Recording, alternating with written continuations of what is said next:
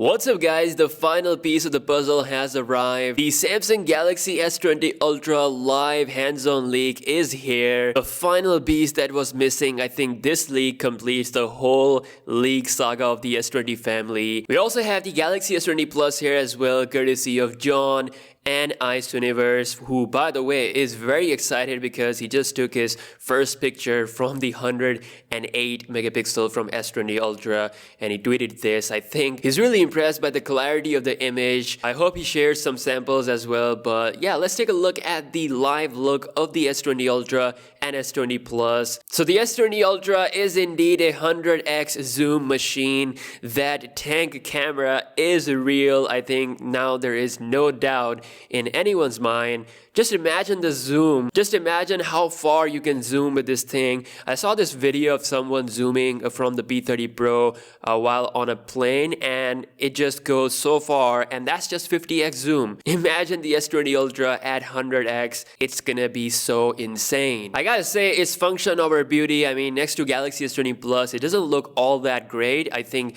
S20 Plus has got a better look. But yeah, the cameras are going to be the main deciding factor between the two phones. The S20 Plus camera shape is a bit different. It doesn't have the periscope zoom or the 108 megapixel sensor, so you get a 12 megapixel sensor, which is now coming with a bigger pixel size, so it's going to be better in low light situations. You also get 64 megapixel zoom lens for those sharp zoom shots, and 3x optical zoom, and up to 30x digital zoom. So clearly S20 Ultra is in its own league, and that's why it cost $1,300. It is a monster phone built for the absolute best. Now I think the all-black Galaxy S20 Ultra looks sick. I mean, the camera kind of blends in, so it looks like a silent monster compared to a lighter color. Again, 4 cameras with LED flash. There's a slight microphone hole in the middle. The camera specs just look incredible. I think this phone does do justice to that $1,300 price. Now Samsung also leaked the S20 family themselves. The case page went live for